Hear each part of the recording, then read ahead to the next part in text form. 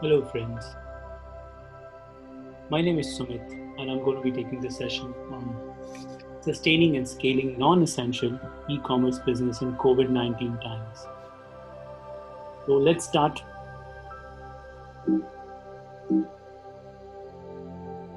What are non essentials in COVID 19 times?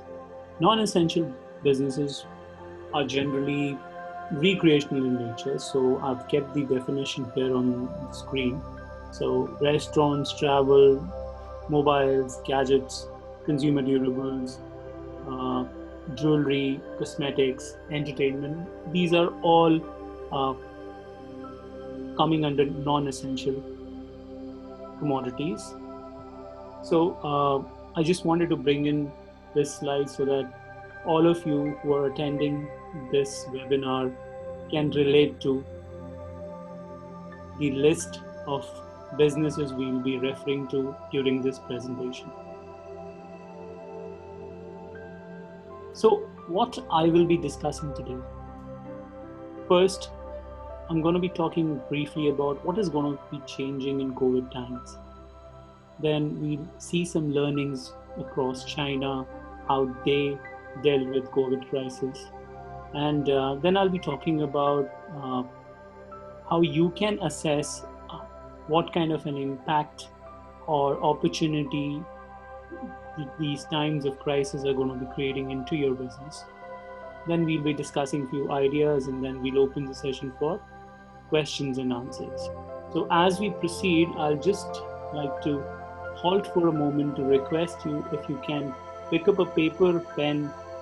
We'll be able to do a small exercise during the webinar, which will be very relevant for you. So are we ready? Let's move forward, right? So what we will be witnessing in coming 6 to 9 months. So when we see around, we see panic already starting to take over our minds, our businesses, everywhere around us. So there's also a sense of uncertainty that is prevailing in all our minds.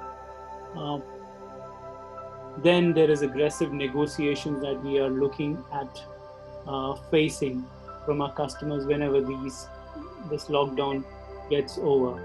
I see a lot of consumers, customers talking about value for money during the negotiations that most of the businesses will be doing with their prospects. So these are four typical symptoms I would call we'll be seeing in the coming 6 to 9 months. Yet, the point here is that the fact remains that there will be around 1 crore marriages happening in India in next 12 months. There are going to be 50 lakh plus marriage anniversaries celebrated in India. There will be 34 births per minute in India, at least 10 will be celebrated. There will be 10 deaths per minute in India, at least 10 will be as per Hindu rituals. So, if you move to China, it's not even about from the Chinese New Year. It's been just about within 24 weeks, they have started to see recovery.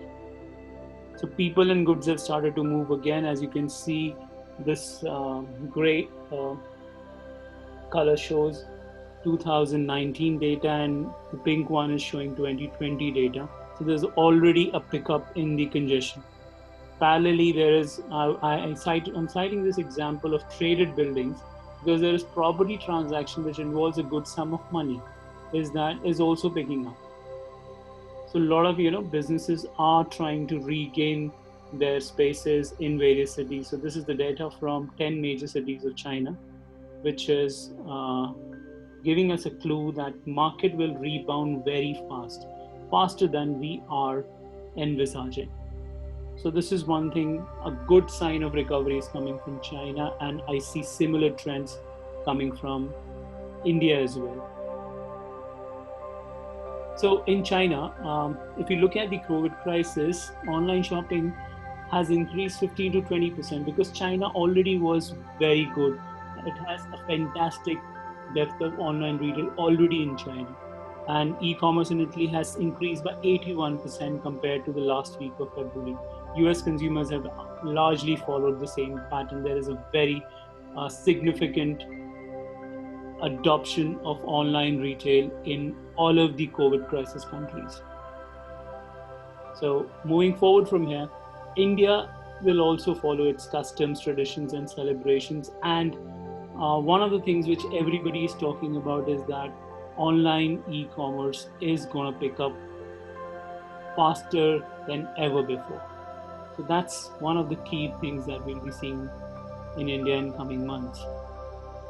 So yes, as I said earlier, with the sense of panic, uncertainty, aggressive negotiation, search for value for money, it's all going to prevail in the market.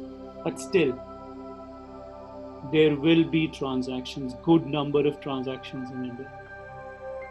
Top 62 cities will comprise more than 50% of the retail market in India, and that's a fact. And this fact is going to continue. That's what I believe, and even the data suggests. So would you like to, so going forward from here, I thought of making this a two-way communication webinar where we do some exercises and you get into a thinking mode to assess how much impact and opportunity this COVID-19 crisis is going to create in your business. So if you'd like to go ahead with this assessment with me, please type yes, and we can proceed. It's a very small 1 or 2 minute exercise, but it will give us a fantastic amount of clarity, which I believe for each one of your business. So should we go ahead with this? Okay, I can see some yeses coming. So let's go with this. So in this analysis, I'll be talking about, I've considered 3 phases. So during the crisis, which is present times, then right after the crisis, whenever the lockdown opens up, and then the new normal, which some experts are saying is going to take 3 to 6 months, some are saying 6 to 9, some are saying more than 12. So depending upon whenever that new normal comes when we continue to live the way we were living pre-lockdown. So that's what. So these are the 3 phases we'll be considering during our analysis. So moving forward from here. So my first question, on a piece of paper and pen, please write the score. So the question right now is there a customer demand currently for your product? I'm talking about, is there a current product demand for your product during the crisis? So I'm talking about during the crisis right now. So please, if there is for example, hair salon, gym, stationery, house services, appliances, people are demanding it. But because of lockdown, they're not able to avail these services or buy those products. So I'm talking about, is there a customer demand currently for your product? If the answer is yes, give yourself 1 yes, why, and plus 10. If your answer is no, give yourself -10. For example, jewelry. For example, holidays, travel.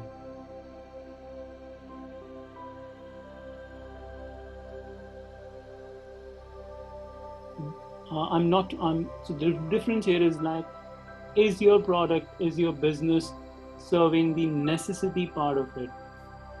Or is it serving the aspirational part of it?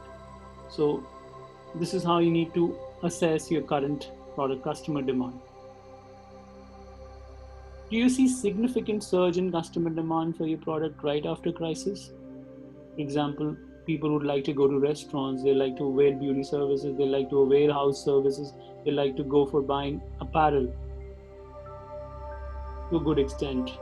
So if your answer is yes, type in yes. If your answer is no, type in no. Do you see customer demand emerging after new normal? For example, I'm talking about movies, restaurants, beauty services again. So if your customer demand is going to be consistent across the three phases, please type in, please give yourself 30 marks. If it's not going to be consistent, if there is no product demand for all the three phases, give yourself -10.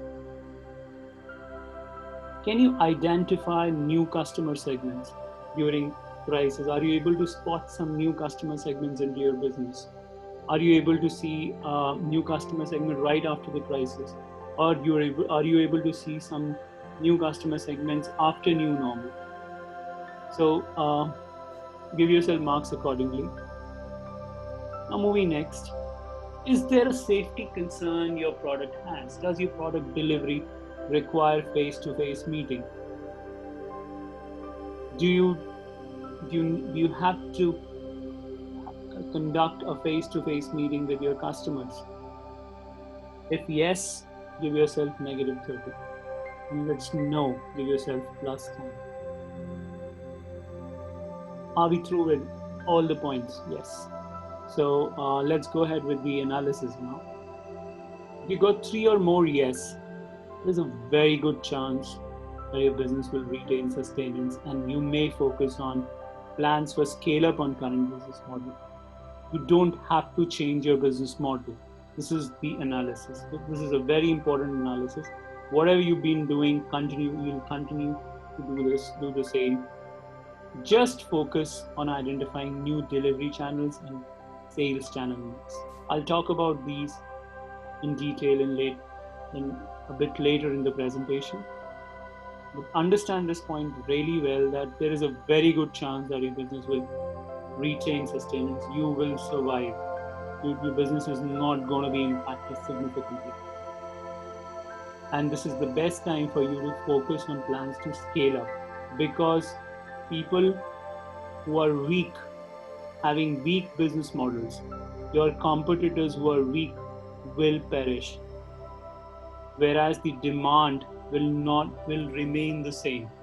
So there will be more customers you can cater after the crisis by identifying new delivery channels and new sales channel mix to reach out. Now, if your score is negative, it's time you may need to rework on your entire business model. Yes, I'm saying that there is a good amount of chance that your current business model may not survive in the next 9 to 12 months. So it's vital that you need to rework on your business model and identify a new value proposition. I'll talk about that in the next slides, but understand this very carefully, that if your score is negative, it's time you need to rework on entire business model. You need to change the business, the way you do business. So how we can do that, I'll speak about it a little bit as time permits us. So what do I mean when I say rework on value proposition? Example, taking an example, value proposition of universities require rework, as education is still a need. But value proposition offered by universities and colleges is no more relevant in COVID times because they're not open. People cannot go and study in universities and colleges. So they need to rework on the value proposition. They probably need to reinvent themselves, figure out a value proposition for an online course or some flexible ways to award degrees. Example, the second one I would talk, value proposition of a dine out is a good experience. They sell experiences. But in COVID times, they need rework because in spite of demand for good experience, there is no more relevant. They are no more relevant due to safety reasons. Safety reasons why I actually allocated -30 was because this will have a very huge impact into your business. Fear of people, till the time there is a vaccine invented, there's a permanent cure available in the market readily for the customers, till that time, this fear, this anticipation is going to be continuing. Let's see a few examples from China, a few ideas which I wanted to share with you. Let's go with a few of the things. Relocation, reallocation of labor and labor flexibly to different activities. As I was searching about the ideas for you, I came across this very different idea. It's like there is a retail supermarket chain owned by Alibaba in China, which was in urgent need for labor for delivery service, as their online purchases were taking a superb rise. So they took labor from 40 restaurants in order to manage during the COVID crisis. And these 40 restaurants, in order to avoid impact on their expenses, lent their labor to Alibaba's chain. Similarly, O2, O Players, LA, Mutuan, JD's followed the same need, and also this became a practice in China, wherein people who were facing huge demand from customers were taking manpower from restaurants which were closed down. So that's how they actually worked on reallocation strategy and labor flexibility for different activities. So this is one very good idea which you can do in your local area. This is something that can be done, which is a win-win for everybody, for you, for e-commerce players, for brick and mortar players, and it also saves jobs. So this is one very good idea I thought I would be sharing with you. Then shifting in sales channel mix. So talking about a cosmetics company which was forced to close 40% of its store during the crisis, including all of its location in Wuhan. So what they did was they redeployed their 100 plus beauty advisors from those stores to become online influencers who leverage digital tools such as WeChat. WeChat is more prevalent in China to engage customers virtually and drive online sales. So a brick and mortar cosmetic company utilize its existing manpower to do virtual sales, and as a result its sales in Wuhan achieved 200% growth compared to the last year's sales. So can you think something similar to WhatsApp for India? Now the point, which is more strategic in nature, but it's worth considering right now when you cannot do much sitting at home. So 20 years back, when there was a dot-com crash, Apple started to re-envision the future and came up with ideas for iPod and iPhone. So they moved from business to consumers, citing future possibilities. So if you can dedicate some time right now to envisage what you would like your organization to be when the crisis passes. So this can be very, very useful for you. We can definitely sustain and scale through these turbulent times if we become transparent. When I say transparent, I like to bring some light onto this by asking a question. Do you offer job or career to your employees? Think again. I repeat the question. Do you offer job or career to your employees? How many of your employees can tell you how they see their growth with you? If 30% can say if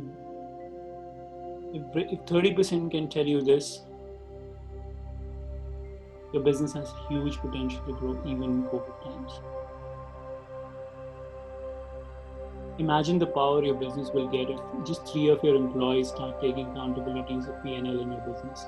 This can only happen if they start seeing and believing career growth with you beyond job.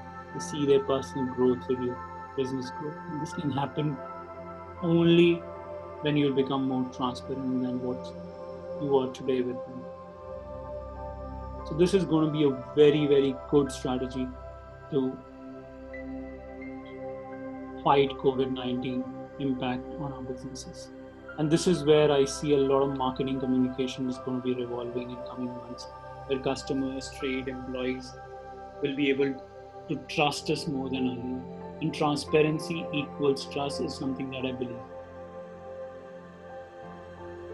Next is redefine focus. So many of us would be doing many things pre-COVID times, but it's time to actually consolidate ourselves, strengthen your existing core competencies first. I would sincerely suggest that pick up just one segment, one core competency capability that your business has, for which your customers know you, trust you. And all you need to focus now is to become best in that segment, in that particular area. You know what's going to be happening after that? You'll become very, very competitive in a very short span of time. Focus on communicating, innovating, expanding around that strength area for the next 6 to 12 months. You'll see you'll be doing fantastic. You remember that cosmetics company's example? They focused that their core competency was their motivated beauty advisors, and they capitalized on them and saw a surge of 200%, even in crisis time. If you're new in this business, pick up one need of customer. I won't say that you pick up a capability, pick up a need of a customer, which you're most confident of solving, and start focusing on. Build your business around that. And this will be helping you to become more agile and more responsive to the changing market. So another point is that start with your existing customers first. I would always insist that consolidate list of your customers in the last 3 to 5 years and call them to discuss how you can support them in COVID times. Start building a communication channel which is consistent.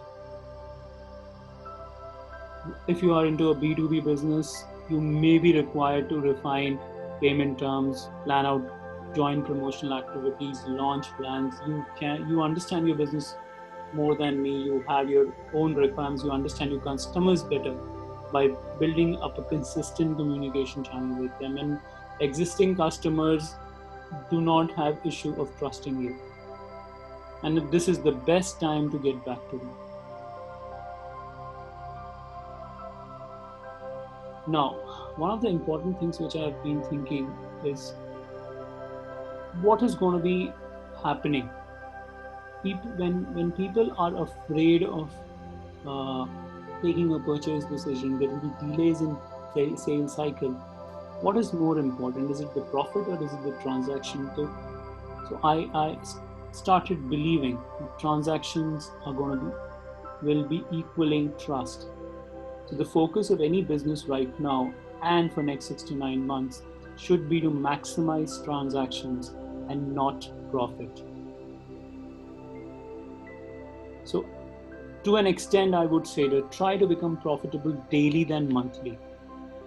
If you can figure out your benchmark for daily profitability, focus on that. Try to ensure that you're profitable on a day-to-day basis, because the market, the business, the economy, everything was going to be changing so drastically. Everything around us is going to be evolving so fast that we cannot wait for a month. So we have to live on a daily basis for the business. Create an inventory which pushes transactions and not just profits. So I would insist it's a 70-30% split right now. Start building up transactions so that the customers can actually start trusting their decisions. It's not about trusting it's not about trusting you. It's about trusting the decision making if they are able to feel that they are doing a safe transaction with you, they will repeat that transaction again. This is something that everybody is going to be talking about in coming months: omni-channel presence. So you have to work on newer marketing channels. You have to build up sales channel mixes, which I would say that if you're a small startup, SME, brick and mortar, e-commerce, try to explore newer sales channels. Get a Facebook store, SMS marketing, WhatsApp marketing, video promotions, digital catalog, email marketing, flexibilities with digital payments. In fact, depute a person to work daily on these channels and handle inquiries. Look at generating inquiries.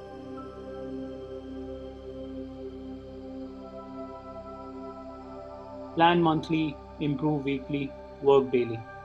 Do not plan for long as situations are going to be volatile. Create month-wise marketing plans and execute them. Measure outcomes on weekly basis and improvise them. And most importantly, it's time to become digital business. If you're not digital, there's a huge amount of probability that you may not see light after 12 months. So I would tell you, start with marketing. Make your marketing digital. Move to measuring employee productivity parallelly. Then inventory management. Start slow, but be consistent. So at the end, as I open uh, the session for questions and answers, I would say, let's do it together. And if any one of you would like to have detailed discussions with me about your business and strategy, you can contact me on WhatsApp. I'll be happy to respond. Thank you so much for your time.